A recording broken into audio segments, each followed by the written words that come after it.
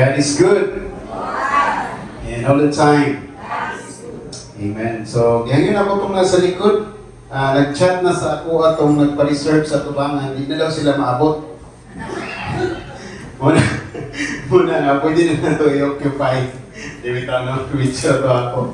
Kasi ganang bitaw sa atubangan, wadot kayo yung maglingkod na sa simbahan. Bisan magani ka ng mga conference sa district sa ay gamay na maglingkod sa atubangan ba. But salamat sa Ginoo. We are now in narito sa atong sa tuig, no? Atong palakpakan ng Ginoo. God is really good sa atong tagsa-tagsa kinabuhi. Tungod kay until now, nagihapon ta, nagakahiusa sa pangalagad bilas ng buhay ng Diyos. Amen ba? Bingyan na mong katapat niya kung nilagisod mo, ina siya nga, God bless you, sister or brother. No? Kanang just share your beautiful smile. Kanang murag nangisog na iro. Kaya namin itong iro, ang mangisog, yan ang ipakita, yan ang ipon. No? So, we are now in this first Sunday of this month, and sa mas muli kayong ganina, bago na po lang atong topic about this month. And this month, we will discuss about established to serve. No? Last month, established by faith, no? By faith. Ang atong top theme for this year about established. So, karon ang ato ang emphasis dini is para matagusa ka nato mahimong ma-involve sa buluhaton sa Ginoo, unya ma-develop ta to serve the Lord more. Amen? Ma-enhance ang ato ang mga abilidad yan sa pagpagamit sa atong buhing nga Dios. Amen? And our theme verse makita diha sa Ephesians chapter 4 verse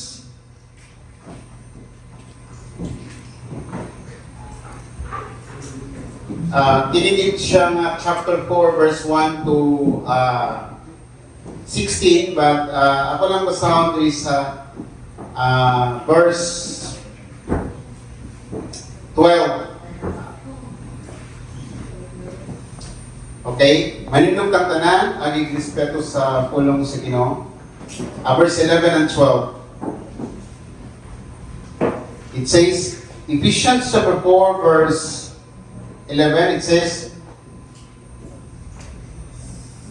it was He who gave some to be apostles, to be prophets, some to be evangelists, and some to be pastors and teachers, to prepare God's people for work of service, so that the body of Christ may be built up and till we all reach the unity in faith and in the knowledge of the Son of God, and become mature, attaining to whole measure of the fullness of Christ. Let us bow our head as we pray. Nagpasalamat kami, O Diyos, tini nga kapuntagon. Salamat Ginoo sa higayon, di kami pamalandong sa imong mga pulong. We ask for your Holy Spirit to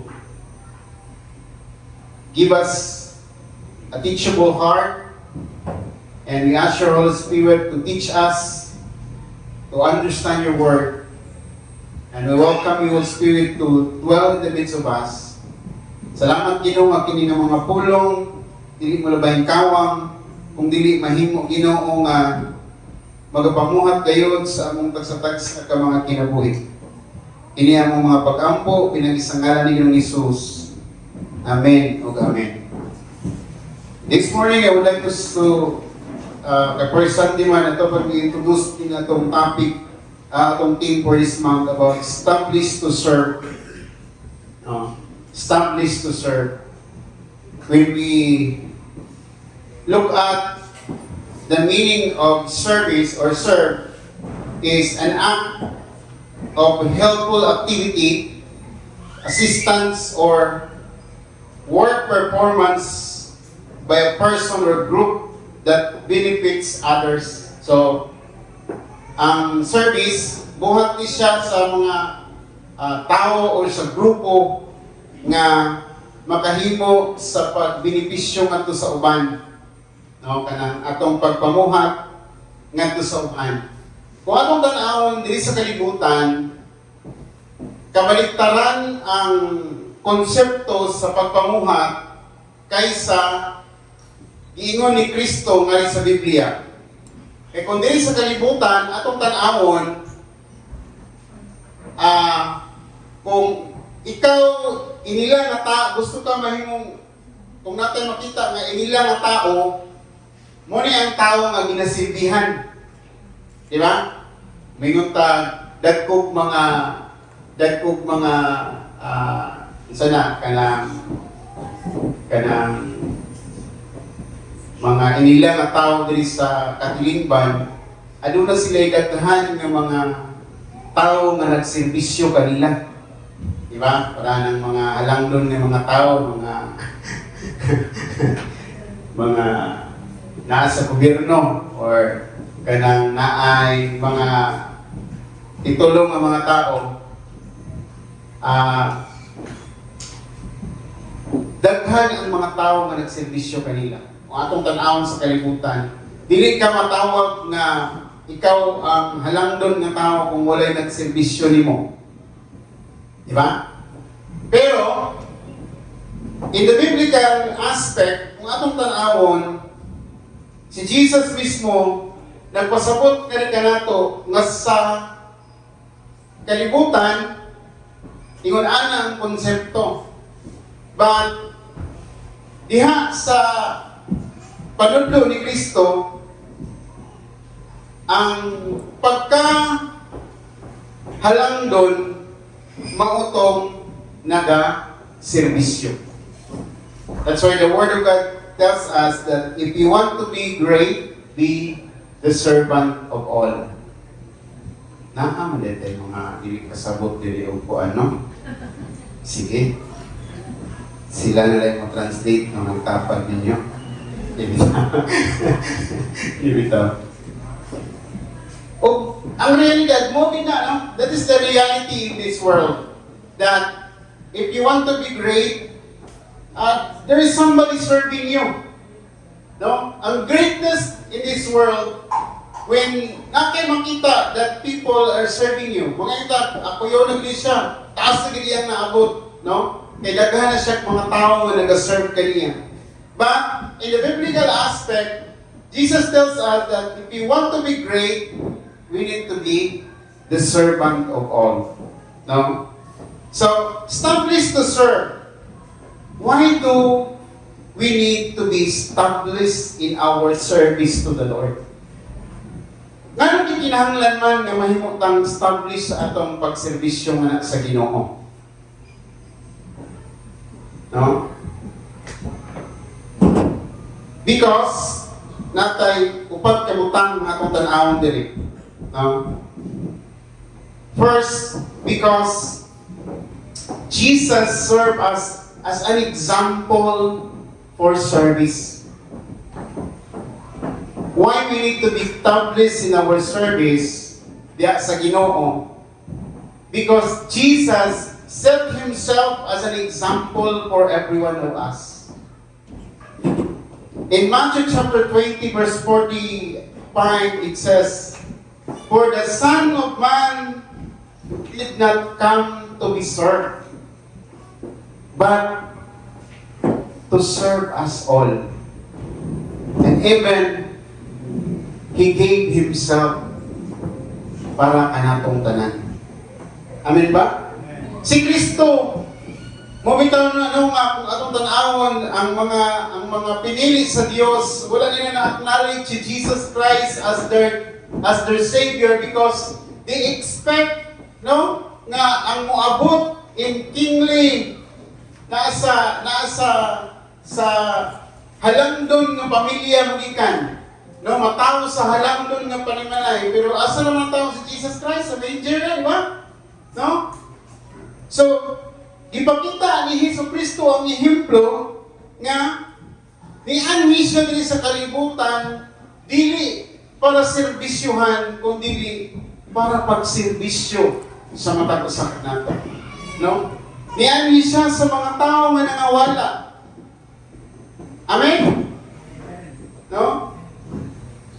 O iyang gihatag, iyang kaugalingon para sa matag usa nato.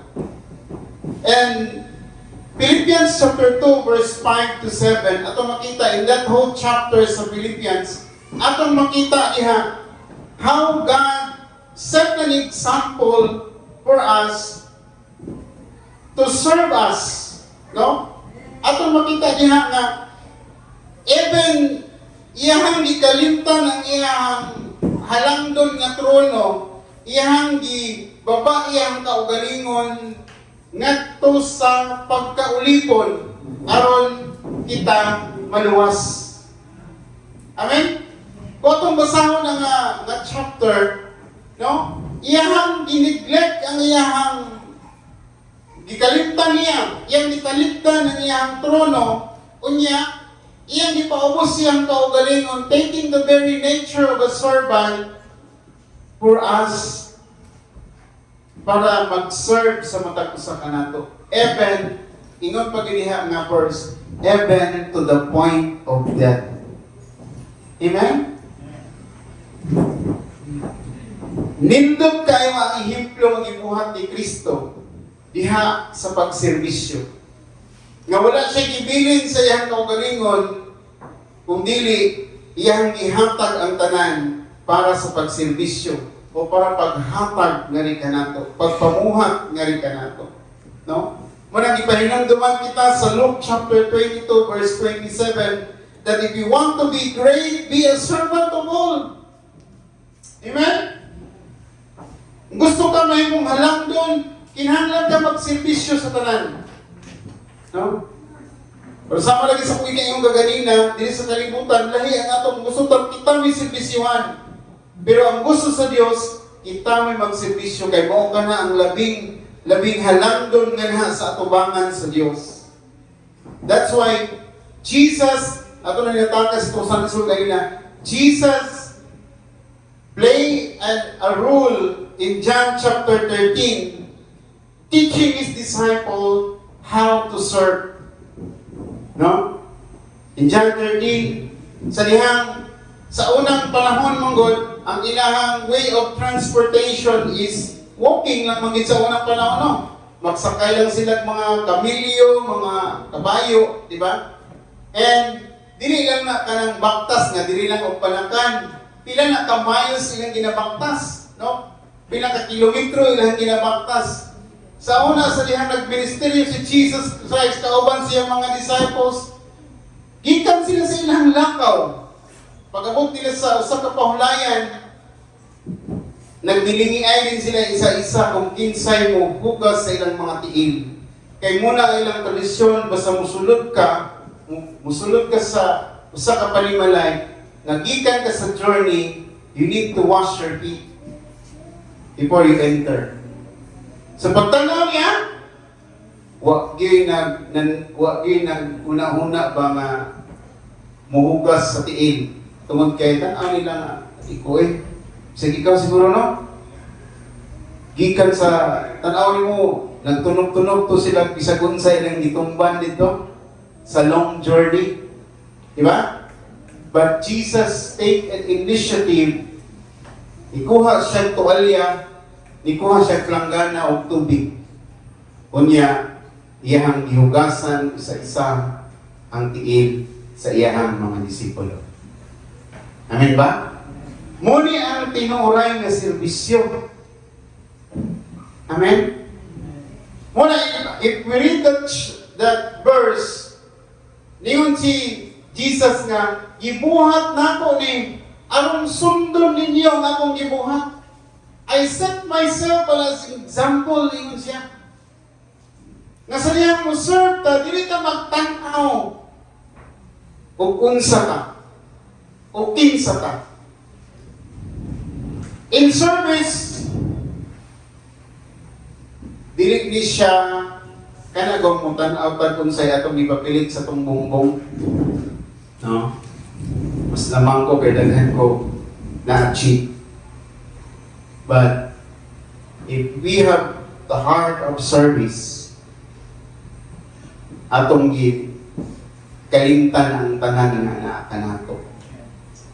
Unya, mukuha tag tuwalya ug tubig, muhugas ta sa mga tiil sa uban. Amen? That's real service nga ihimo ni Jesus Christ as an example for every one of us. No? Jesus set himself as an example for us. No? Usay lisod sa ato ang serve. Kaya usay mo tanaw sa tong kaugalingon. Di ba? Mugay na usahay ginapahinumduman ang totong kaugalingon nga whenever we talk people, yung lahi ba, no? In reality ba yan? Kung gusto niya ka o dakog ranggo niyo, murabi yung kung sano niya, kung ang dakog ranggo po, pakikistorya sa gamay ranggo, murabi po niya. Iro-iroon. Lain kayo nga term, no? Di ba? Usahay, una na ang reality sa world. Di ba? But, kung atong tanahon ang gitulo ni Kristo marika nato, dili ko na. No matter unsa na nga tao, kinsa na nga tao, dapat naakay willingness nga mo serve nga na kaniha kay mo na ang gitudlo ni Kristo sa matag sa kanato. If we put this concept sa ato ang tanan, all of us mahimong humble diya sa atong pagpamuhat sa Ginoo. Amen? Amen? Because we do not consider ourselves higher. Atong tan-awon ang atong kaistorya bisag baba sa ato, atong tan-awon nga mas taas siya kanato. So lahi ang atmosphere na atong mabati. Amen? No? Ug mo ni ang gusto ni Kristo nga patunan nato ng mga Kristohanon. No? To have this kind of attitude nga willing mo serve despite sa unsa ang naa ka nato or kinsa kita. Diha sa atong kinabuhi. Amen? Second, establish to serve on why we need to be established sa atong pag-serve diya sa Ginoo. Tungod kay mo kini ang atong tawag, ang pagserbisyo nga na sa Dios. No? Ingon mo ang 1 Peter chapter 4 verse 10. Each one of you, no, na ay gasa nga gihatag sa matag usa ka ninyo. Gamito ninyo kini as to serve one another as a good steward of God.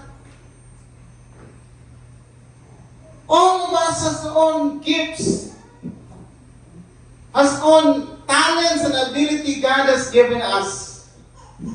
And this verse says that everyone who received gift from the Lord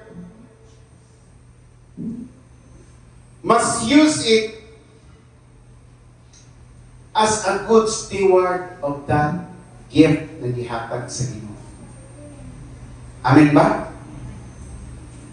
Kaya ang structure man gud sa Kristohanon nga katilingban, sa pagkalawas ni Kristo, nga nailain-lain ng mga portion, o nailain-lain ng mga parts sa lawas ni Kristo. Mauna, nga ningon ang pulong sa Ginoo, mo niya katong tawag kung asa ka dapat, dito ka dapat magpagamit sa Ginoo. Amen? Dinigin mo tan-awon nga ikaw ang ulo, ikaw na ang maayo. Ginoo man sa Biblia. In Ephesians, if we look at Ephesians we talk about unity in the body of Christ, we can discover that mingon gid ang pulong sa Ginoo. Dili pwede mingon ang mata nga ako ang maayo kay ako lang makakita. Dili pwede mingon ang kamot nga ako lang ang maayo, kaya ako lang makahikap. Di pwede ang mingon natin nga ako lang ang maayo, kaya ako'y naghatod kanimo sa bisan asang lugar. No! We are one body.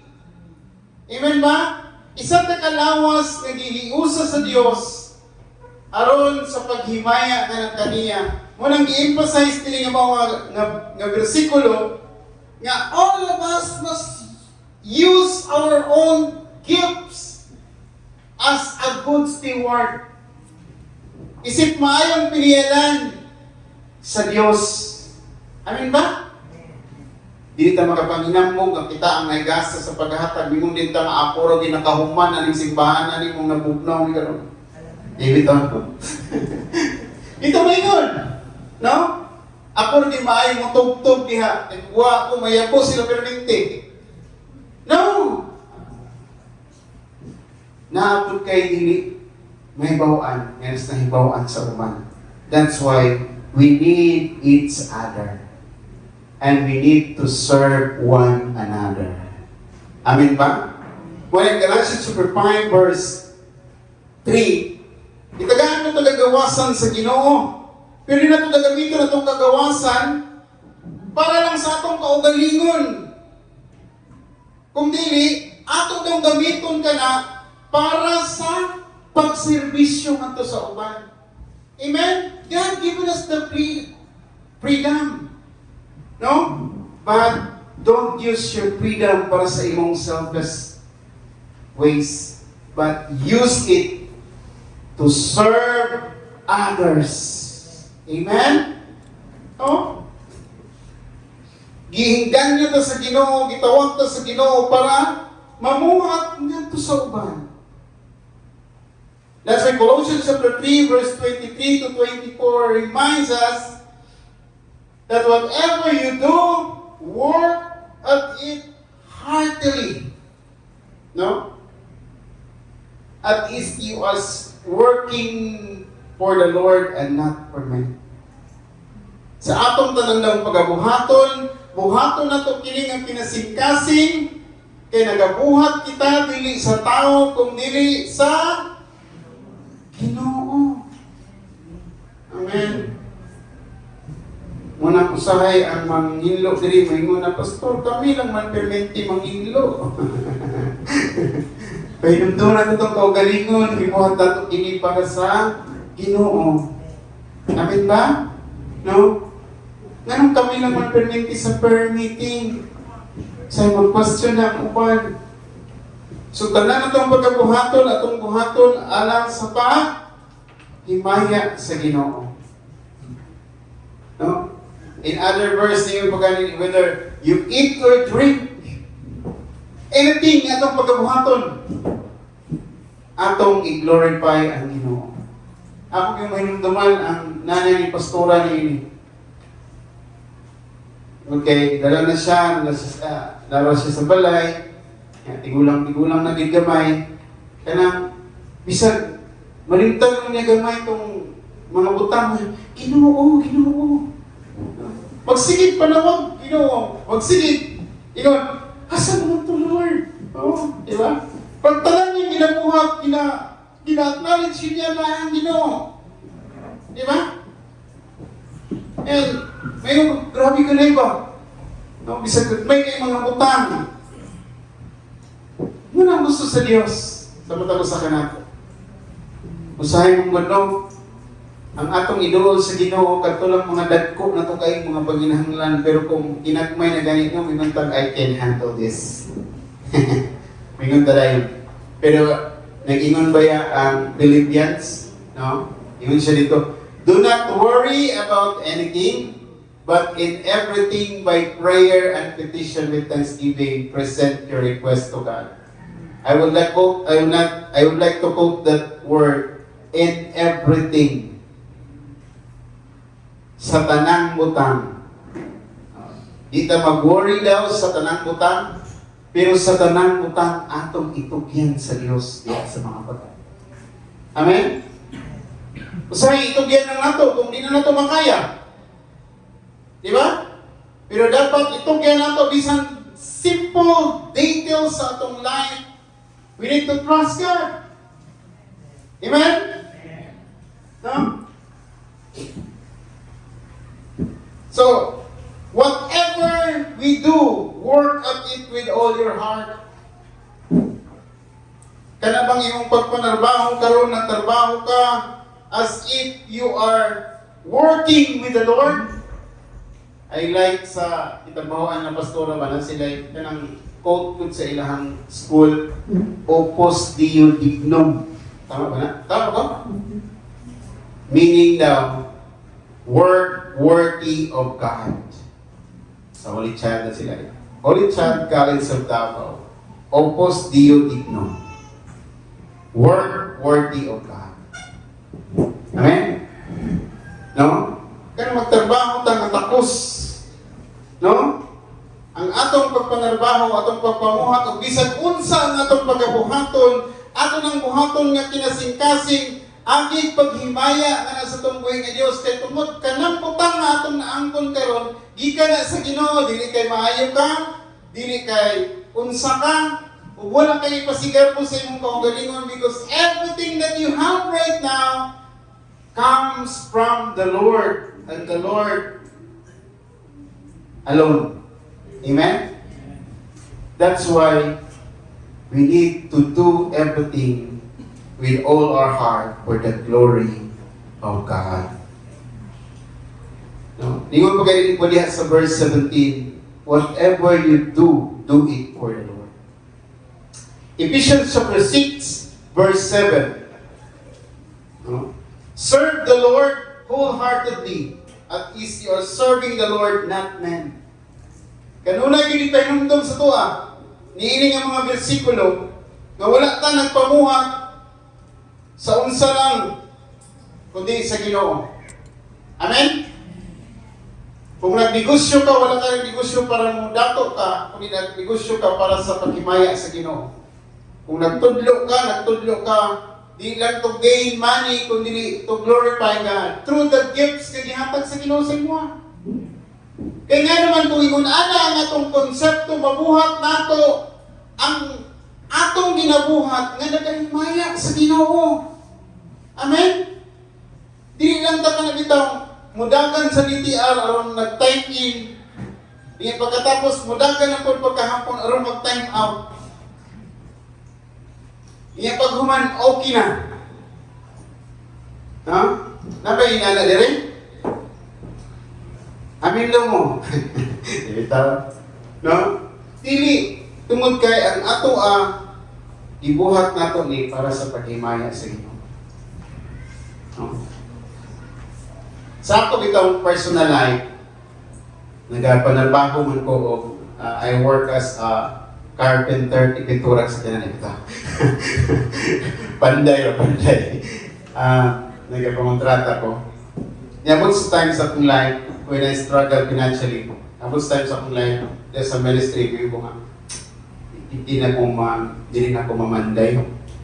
Kay, ma-degrade akong pagkapastor, mababa pa na ako sa tao sa buka. Kay, hindi makita ko sa membro, patigil akong bugawag na ako. Yang ubang pastor kay silik mong kayo ilahang silik kayo ilahang slots niya, plansa kayo ilahang barong. Kung kayo self na nagtindog sa dapin naman sa panguna-una then ako sa Ginoo, Lord, di natin siguro ko mong undang ako panarbaho ingon ani. Ya, kung ako murang po niya kung mong igasa niya yata yung po, Lord. Wala po nagkuhan ba, nag-struggle po sa sulod sa kong kasing-kasing mo na. Until such time, ako'y kakontrata nga sa kabalay sa membro. Ganingon siya. Pastor, kitabangan naman ako siya. Actually, kailangan ko pagpatalbaw, hindi ko ka mo earn ka o akong konsepto, hindi ko ka mo earn yun o dag ko. Ako nga makatabang ko sa tao nga mahuman niya. Kung yung mabayaran ng pagkukugamay ko, di ba? Yung magagilan siya kugamay. Clear naman. Clear naman. Di ba? So, at that time, tingin siya, Pastor, salamat kayo kinahuman nila akong balay. Mo gini akong pangandoy nga balay, pastor. Ug dili ta jud ka malimtan hangtod mo piyong niya akong mata samtang naa ning balay. Murag itusok akong kasing-kasing ra. Murag itusok akong kasing-kasing ra. Sa ako dahil ginabuhat, I'm touching the lives of the people. Wala naman ko, nagbuhat ko, gisunduhan mo ko niya, di ba? Okay, nasunta mo pasalamat siya, kaya ibayaran mo. Pero, ang katong yung iingon na dapat kay impact sa kuha. It's not about money or everything. But the thing nga imong gibuhat na himaya ang gimo. Amen?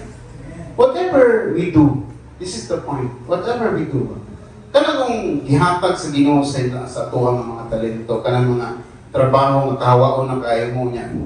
Ang ibangandoy ba na sa uban? Kamu kahawaon na kayo sa trabaho kay toxic niya sa uban ibangandoy na nila.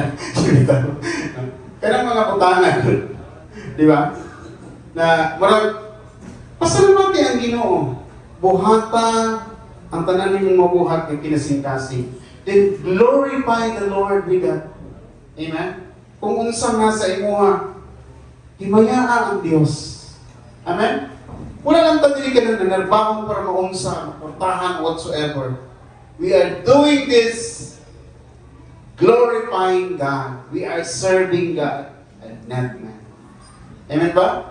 Hindi lang kayo nagservisyo ta sa tao, kundi nagservisyo ta nganha sa Ginoo labaw sa tanan. That's why in 1 Corinthians chapter 15 verse 58 reminds us. Atay verse na 1 Corinthians chapter 15 verse 58. Therefore, my dear brothers, stand firm. Let nothing move you. Always give yourself fully to the work of the Lord, because you know that your labor in the Lord is not in vain. Amen?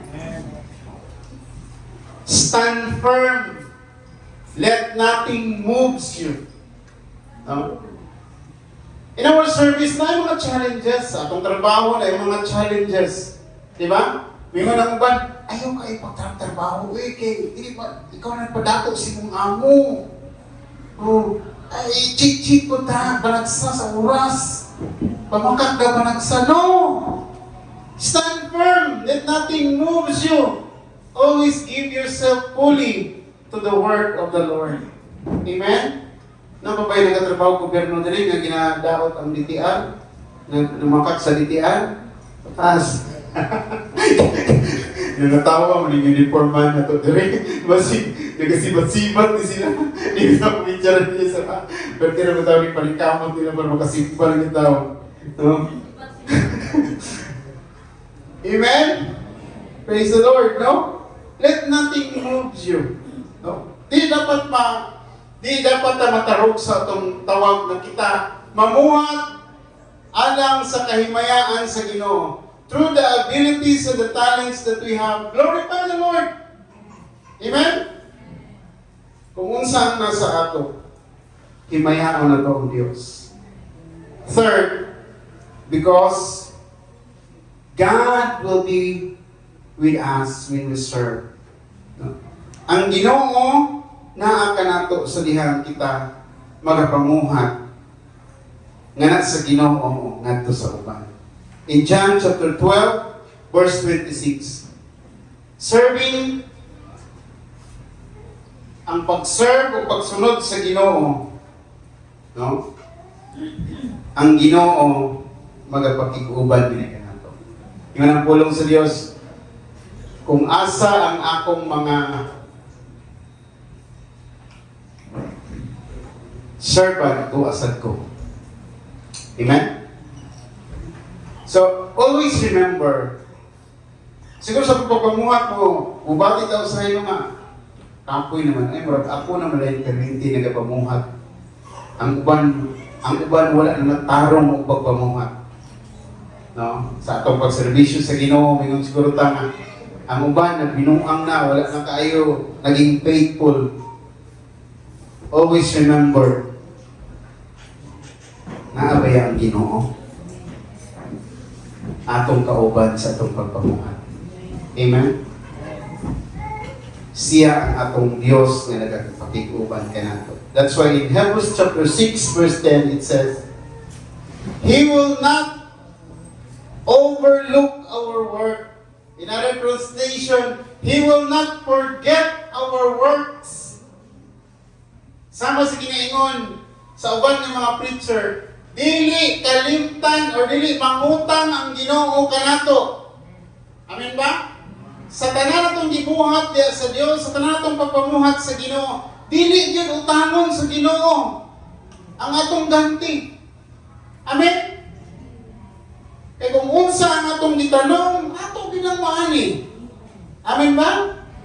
He will not overlook our works. No? Sometimes sa dihang mag-serve ta sa Ginoo, mubati tag kakapoy, mubati tag kalaay, no? Mubati ta usahay nga ma-discourage ta sa atong pagpamuhat diya sa Ginoo. But the sigon ta kaigsuon karon. Amen? Dili kalimtan sa Ginoo ang atong matag ipambuhat para kaniya. Wala man siguro nakita sa uban, ikaw lang man siguro ang nakita sa imong ginabuhat. Pero ang Ginoo nakakita. Amen? No? And God is keep sa Ginoo. No?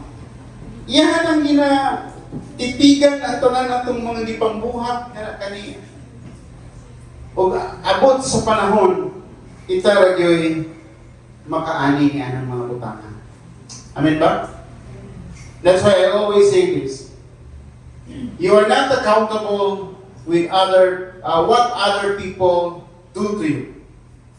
You are accountable of what you do to the other people. Amen? Dili man ka singlon sa Ginoo sa gibuhat sa laing tao kanimo. O ban sa particular kung nagidlibak ko niya, gidaot ko niya, muna mo balos dayon ta. No, you are not accountable of that. Pero ang imong gibuhat sa iya, you are accountable of it. That is why we need to be careful how we respond to other people. Because we are accountable to God in every words and deeds that we do to our brothers and sisters. Amen? No? In 1 Samuel chapter 12, verse 24, but be sure to fear the Lord and serve Him faithfully with all your heart. Consider all things He has done for you. No? Ingon ang pulong sa Ginoo. Kahadlok ang Dios. Unya, servis siya nga dunay kahadlok sa imong kinabuhi. Tungod kay sa mga butang ngayong gibuhat kanimo. Ganun mag-serve mata sa Ginoo. Why we serve God? Other people serve God because they want blessing. Other people serve God because they will go to heaven. No? Why we serve God? Because of what God is doing in our life. Amen? God is faithful to us. Even though we are unfaithful to Him, He remains faithful to us. Even though we have weaknesses, we have everything. But God remains faithful. That's why we need to serve God. Muna nga, kanus ano ko talibiyaan sa Ginoo? Mugali na si David, ingon siya sa iyang mga panulat tira sa Psalms ba nga, bata na lang ko, nagtigulang na lang ko, wag ko'y nakita, anak sa matarong nga nagpaglimos tungod kay ang Ginoo matarong. Ang Ginoo matinud-anon sa atong tagsa-tagsa. Amen? Faithful ba ang Ginoo sa imong life? Sige, amen. To serve God with all your heart. And if I ask you a question, is your serving is enough? Because of the goodness of the Lord? Saan ka makatulong taglaway? Kung mayroon ta nga, tama na ba niya akong pagservisyo sa kamaayon sa Ginoo ang ibuhat sa kong kinabuhi? Mayroon ta nga, saka na lang Lord. Yun, saka na lang Lord kung maging faithful. Diba? Sa'yo makaalat no? And last, before I end, because God reward those who serve Him faithfully. Amen? Tungod kay ang Ginoo magahatag og reward sa mga nagaservisyo kaniya faithfully. Naalam niya hapon di ato nga mga verse na itong isgutan kaganina. Sa tumoy niya nga mga verse na nga itong isgutan kaganina. In Colossians chapter 23 verse 23 to 24 it says, you will receive an inheritance as a reward. Nato na panunod.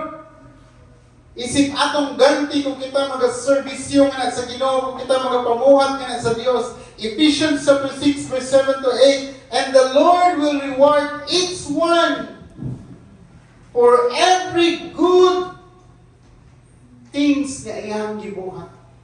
Muli mo kayo di kita kalimtan sa Ginoo. No? Hebrews 6 verse 10, He will not forget your works. Dili kalimtan sa Ginoo. Labi na itong mga maayon na itong buhat. No? Dili yun kalimtan sa Ginoo. Sa dihan na servisyo na kanina. No? O sa kanindot kayo nga sitwasyon sa itong tagsatag sa kinabuhi. Iningingon din sa Matthew 25 verse 21. Namingon ang Ginoo ka na ito. Well done, my good and faithful servant. Amen? Kuyog ka, ngani ka nako sa ako ang tingharian. Muna itong ipaabot to, pero dili pa karon. Dili pa karon. No? Well done, my good and faithful servant. That's the reward. Kung sa'yo, iingon dito sa pulong sa Ginoo, share with your master's happiness. Diba? Kung atong makita ang example ni Jesus Christ sa Bible nini, katong prodigal son God, nga nibalik nga to sa amahan, nga iyang ingon siya, share with me with my happiness because my son has come back. Kapag mo sa kibuhat niya, nagpaihaw siya mga unsa mo ito ipaihaw mo, nagkumbira sila, nangamon sila. Tungod kay, nalipay siya. Gusto niya i-share ang niyang kalipay ngadto sa mga katauhan. Walang gibot pa sa muti Kristo nini. Well done, my good and faithful servant. Share with my happiness. Amen? That's a reward. Nagiandam sa Dios sa matag usa kanato. Amen? No? And for my conclusion, let us open our Bible in 1 Corinthians chapter 3, verse 13 to 15. This is the story that God will test all our works. No? Tinuod mo reward ang Ginoo no kanato. Amen ba nga? Sa tanan natong gibuhat according sa tanan natong gibuhat. Amen. But it will be tested. Ingon diha nga ang ganti nga giandam sa Ginoo na ay gold, silver, na ay na ay mga precious stones. No? Pero ingon siya diya sa mga verse, your work will be tested on fire. Tistingan daw ang atong trabaho pinaagi sa kalayo. Kalayo. No? Kung masunog, dili tinuod. Napay usahay nato nga nagapamuhat ta nga napugos na ta. Kisabay napugos tang dili og simba kay giguyod siya mama. O giimbita gyud mo maayo, di ka mo adto karon. Malaing lipoy mo. Di ba? Say napugos lang. No? Pero lingon biya ko sa inyo, no? Mapugsa gidala na inyong mga anak sa simbahan kay libudak po na sila, nagigla ninyo mapugos. Samtang bata pa na sila, pugsa. What I mean is this, our work will be tested. Kung nagdepende ni Ana ang atong reward sa pag-test sa atong mga pagpamuhat diya sa Ginoo. Tungod kay daghang nagapamuhat sa Ginoo, nga nagapamuhat lamang sila nga dili tinud-anay. Amen? No? Usahay gani kita.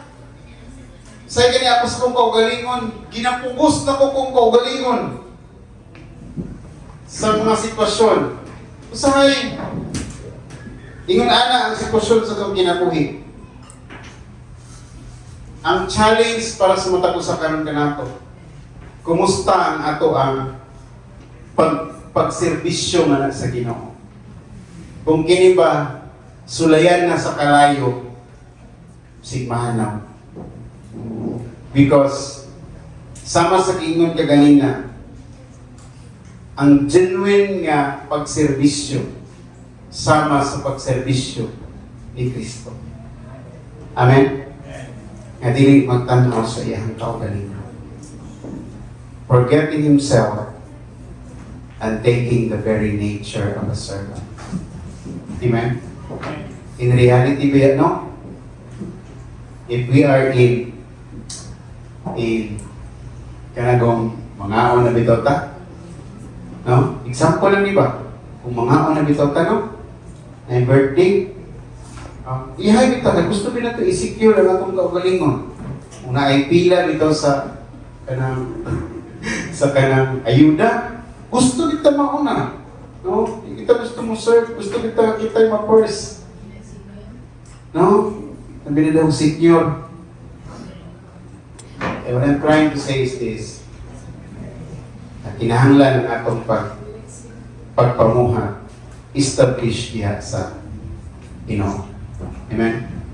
If I ask you a question, what makes you serve God today? Kung sa may nakahimo ni mo, gusto ka na mag-servisyo na sa Ginoo. Kung sa may nakapamove ni mo ba? Maligay ka mga question. Kung sa nakapamove ni mo ba na mag-servisyo ka na sa Ginoo? No? Nag-motivate ni mo. Mo tayo mong i-focus ba sa imong pagpangalagad na sa Ginoo? Amen? Let us look at the example of Jesus Christ as our pattern in service. He forget himself and take the very nature of a servant para lang mapakita kanatong tanan na ingon ani di ay ang magserbisyo.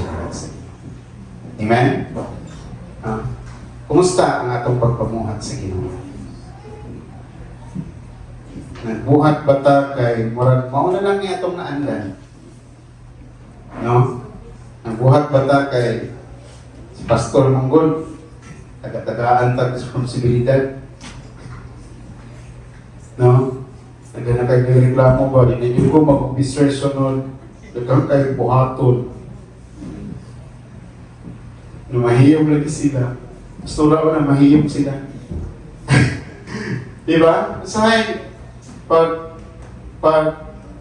buluhaton na, bumito na yun sa Biblia naman, dagan tayong buluhaton, gamay na rin mamuhat, tungod kay, gamay na, hindi na po mamuhat. Gamay na willing mamuhat. But I encourage you this morning, when we serve, naa ang Ginoo ato kauban. When we serve, there will be a reward waiting for us. Amen?